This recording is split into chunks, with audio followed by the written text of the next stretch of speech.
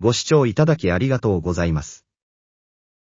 シルバラさん、今日は何をするの？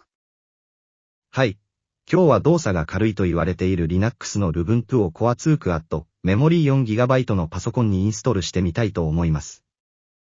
それから、日本語入力の設定もするんでしょ？早くやりましょう。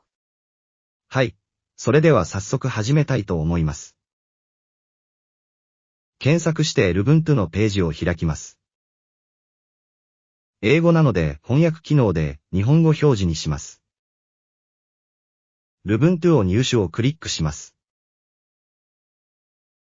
左の 24.04LTS のデスクトップ64ビットをクリックします。ダウンロードが始まったようですね。残り1時間と出ています。しばらくかかりそうですね。ということは、やはり途中はカットするんでしょうね。そうですね。そうさせていただきたいと思います。あれ、いつの間にか残りが10秒台になっています。ずいぶんカットしましたね。はい。この画面のままで1時間というのは、視聴者の方もきついと思うので思い切ってカットしました。それはそうですよ。私でも無理です。10秒くらいがいいところですよ。さて、ダウンロードが終わったようなので次に行きますね。Rufus で検索をして、Rufus のダウンロードページをクリックします。下にスクロールして、ダウンロードの項目に行きます。新しく Rufus 4.5 エグゼがリリースされていますね。一番上の標準タイプをクリックして、ダウンロードします。ダウンロードが終わったようです。これは早かったですね。ダウンロードした Rufus 4.5.exe を開きます。ユーザーアカウント制御のウィンドウが開きますが、これははいですね。Rufus が起動しましたね。シルバラさん、デバイスの欄が空白ですよ。また、USB を挿すのを忘れているんじゃないですか？はい、忘れていました。すぐに挿します。次にブートの種類の右側の選択をクリックします。ダウンロードフォルダーの、先ほどダウンロードした、Ubuntu の ISO ファイルを選択し、開くをクリックします。Ubuntu の ISO ファイルが表示されましたね。あとはこのままでいいでしょう。スタートをクリックします。このまま ISO モードで OK をクリックします。USB のデータは消去されますとの警告です。それで良ければ OK をクリックします。書き込みが始まったようですね。あと、もう少しです。終わったようです。閉じるをクリックします。これでインストール用 USB は出来上がりました。USB を抜きます。ここからは、インストールするパソコンの準備をします。BIOS を起動します。このパソコンは起動時に出るキーを連打しますが、起動方法はパソコンによって異なります。BIOS が起動したら、Advanced BIOS フィーチャーを選択しエンターキーを押します。次の画面でブートシークエンスを選択し、エンターキーを押します。次のブートシークエンスの画面でファーストブートデバイスを選択し、エンターキーを押します。USB のところを選択し、エンターキーを押します。セカンドブートデバイスを選択し、エンターキーを押して、SATA の HDD を選択し、エンターキーを押します。同様にサードブートデバイスを選択し、エンターキーを押して、CD/DVD を選択し、エンターキーを押します。F10 キーを押して、保存終了で OK を選択し、エンターキーを押します。再起動して、USB から起動し Ubuntu のインストールの選択画面が表示されます。インストールするので、このままエンターキーを押します。言語の選択画面ですね。上のダウンリストをクリックして、リストの中から日本語を選択し、クリックします。日本語のファイルをインストールしているようです。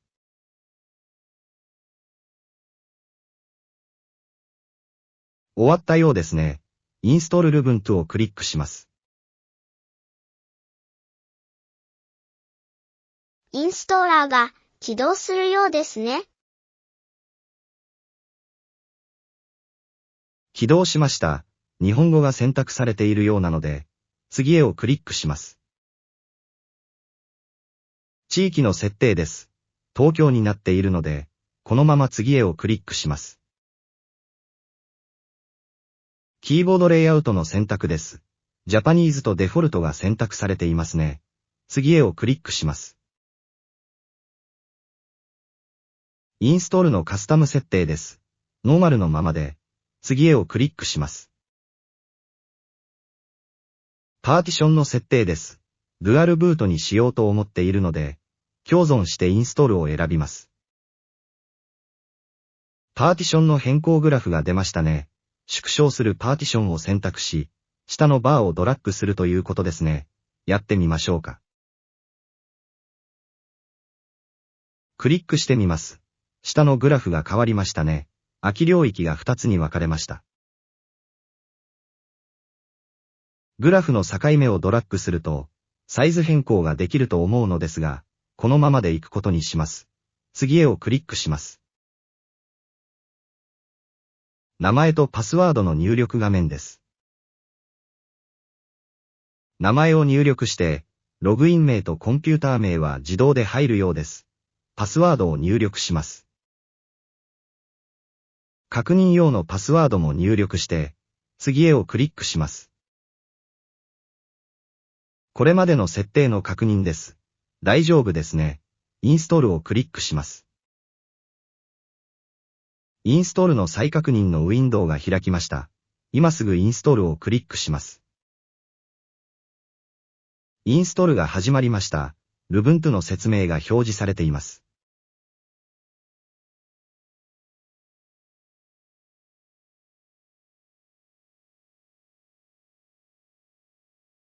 説明画像が次々と表示されていきますね。カットしているので早いですね。もうすぐ終わりです。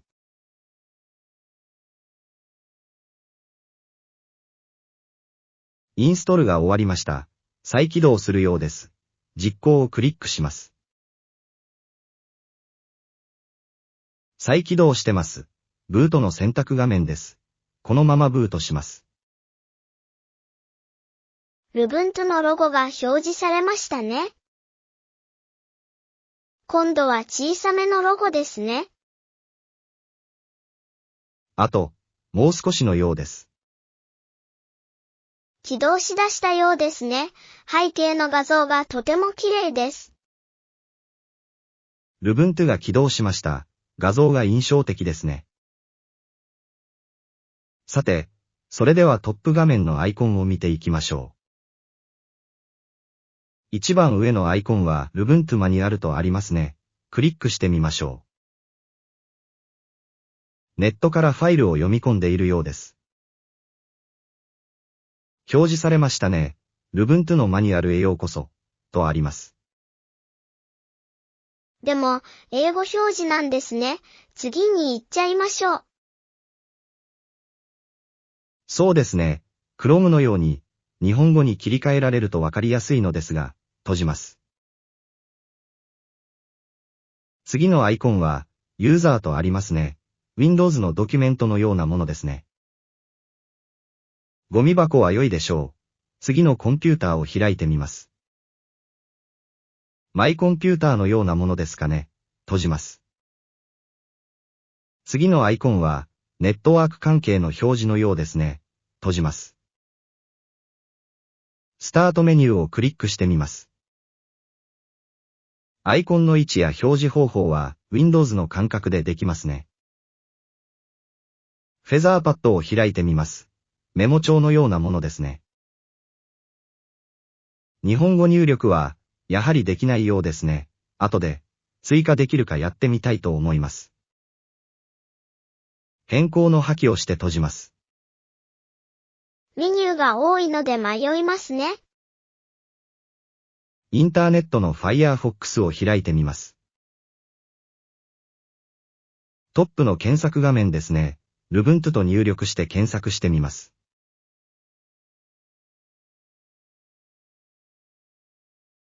動画ではありませんが、表示は早かったですね。Lubuntu 関係のホームページもたくさんありますね。これなら Lubuntu のことをいろいろと調べることもできそうですね。そうですね。日本語入力のことも調べようと思っています。閉じます。リブレオフィスを起動してみます。起動しました。リブレオフィスのライターを起動します。ワープロソフトとしての機能は一通りありそうですね。軽くを起動してみます。Excel とそう変わらなさそうです。インプレスを開いてみます。テンプレートもあるようですね。いろんなテーマがあって面白そうですね。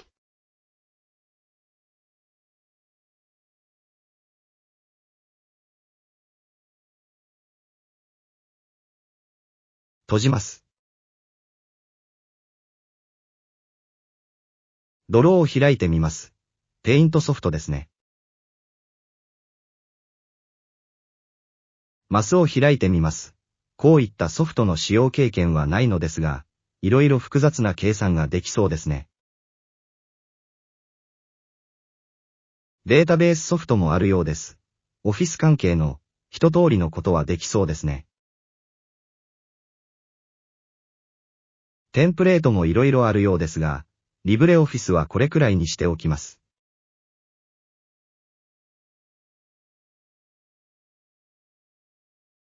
メディアプレイヤーもあるようですね。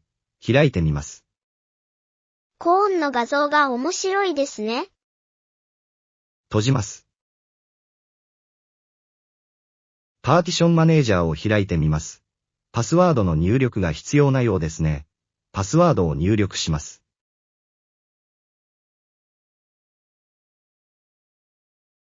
開きました。ここでパーティションの変更ができそうですね。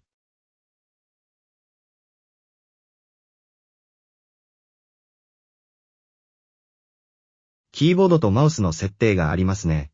開いてみます。マウスの操作に関する設定等ができそうです。これをクリックすると、テーマごとのカーソルのタイプの変更ができそうです。キーボードの設定、タイプの変更もできるようです。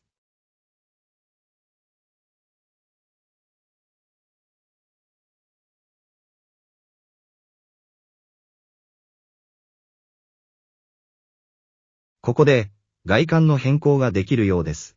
開いてみます。ウィジェットのスタイル、アイコンのテーマ、LXQT テーマ、フォント、マウスなどの設定ができるようです。閉じます。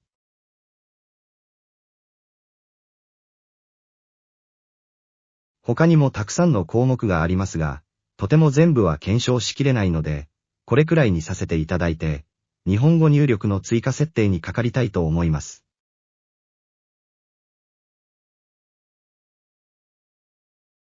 ここからは、日本語入力の追加設定をやっていきたいと思います。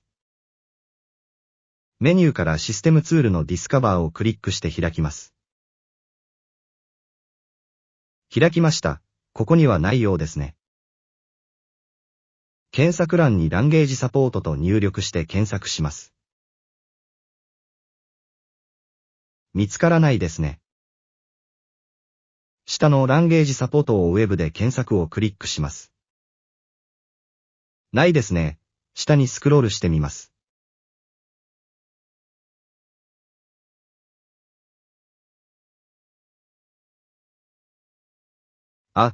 ありました。ランゲージスボート。右のインストールをクリックします。ここもパスワードが必要なようですね。入力します。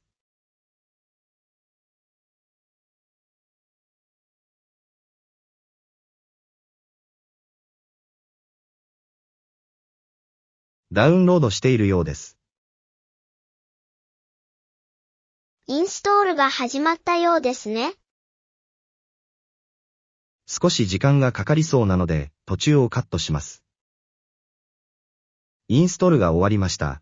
ディスカバーを閉じます。メニューから、設定、言語サポートといって、言語サポートを開きます。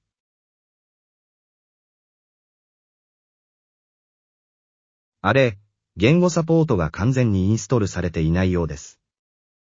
ここで、インストールをクリックします。パスワードを入力して、OK をクリックします。ダウンロードして、変更を適用しているようです。終わりました。日本語が一番上に表示されていますね。システム全体に適用をクリックします。パスワードを入力して、OK をクリックします。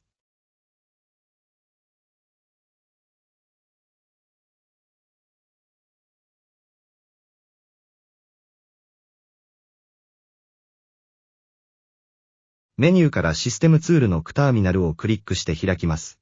ここで、コマンド入力ができます。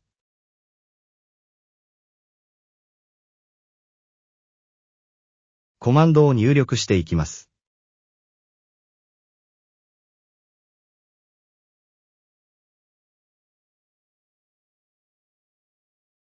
途中で切れていますが、sudo apt install ibasgtk ibasgtk3 ibasgtk4 と入力してエンター、パスワードを入力して、次に進んでいきます。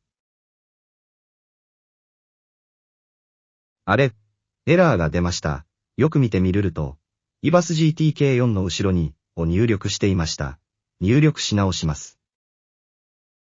sudo apt install ibasgtk4 と入力して、エンターでうまくいったようです。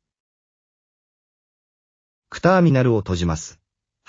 をクリックして終了です。ここで、一度再起動します。ログアウトして、ログインし直しても OK です。再起動しました。システムトレイにアイコンが表示されていますね。クリックして、上側のジャパニーズ日本語をクリックしてみます。アイコンが JA に変わりましたね。アクセサリーのフェザーパッドを起動します。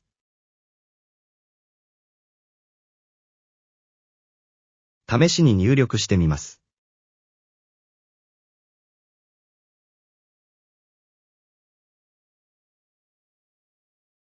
ダメです。日本語が入力されないですね。日本語入力する前に、システムトレイのインプットメソッドを切り替えないといけなかったですね。システムトレイのアイコンをクリックして、日本語もずくをクリックします。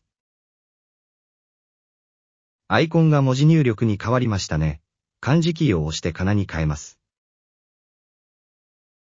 アイコンが A カラーに変わりましたね。入力してみます。さあ、どうでしょうか。日本語が入力されています。漢字にも変換できていますね。日本語入力の設定ができているようです。日本語入力ができるようになってよかったですね。私もほっとしました。ありがとうございます。それでは、フェザーパッドを閉じたいと思います。さて、今日 Ubuntu をインストールして、使ってみた感じでは、快適に動作していたように思います。Core 2 Quad メモリー 4GB&HDD のスペックで、これくらい軽く動作してくれれば、十分に使えると思いますね。そうですね。私も見ていてイライラすることもなかったですし、気持ちよく動作していたと思いますよ。それから、日本語入力の設定もうまくいきましたし、今日はこれで終わりにしたいと思います。最後までご視聴ありがとうございました。チャンネル登録と高評価、よろしくお願いいたします。